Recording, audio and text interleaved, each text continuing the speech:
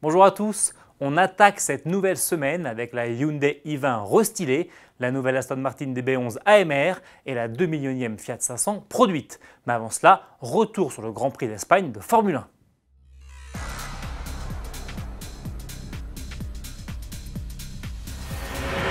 Il y a 15 jours, à Bakou, Lewis Hamilton s'imposait à l'issue d'un incroyable concours de circonstances.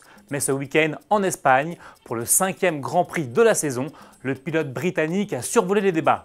Après avoir signé la 74e pole de sa carrière, il a dominé la course de bout en bout pour finalement l'emporter largement devant son coéquipier Valtteri Bottas et Max Verstappen.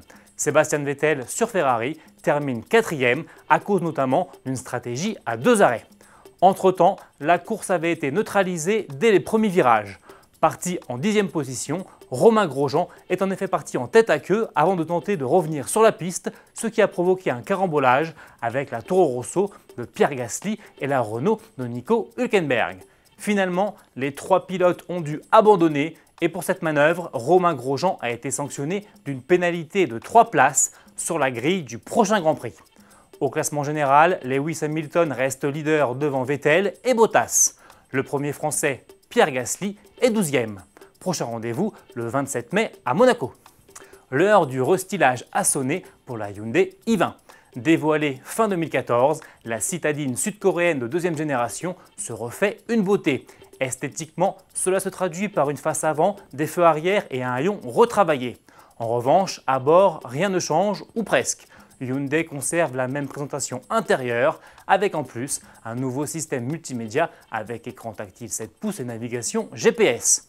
La citadine gagne aussi le freinage d'urgence autonome, l'assistance active au maintien de voie et la détection de fatigue du conducteur. Enfin, côté motorisation, la i20 dit aujourd'hui adieu au diesel. Seules 3 versions essence figurent au catalogue. Le 1,2 litre décliné en 75 et 84 chevaux et le 1 litre TGDI 100 chevaux qui peut être associé à une boîte double embrayage à 7 rapports. La date de commercialisation et les tarifs de cette i20 restylée n'ont pas encore été communiqués. Direction maintenant la Pologne et l'usine de Tichy où Fiat a fêté le 10 mai dernier la production de sa 2 millionième 500. L'exemplaire anniversaire est une 500C Collezione arborant une livrée bicolore blanche et grise dotée du moteur Twin Air Turbo de 85 chevaux et destinée à un client italien.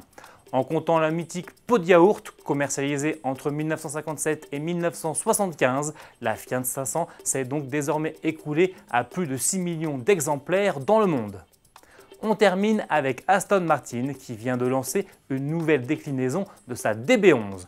Proposée jusqu'ici avec un V8 de 510 chevaux et un V12 de 608 chevaux, la GT anglaise gagne aujourd'hui une version encore plus radicale baptisée AMR, initiale d'Aston Martin Racing.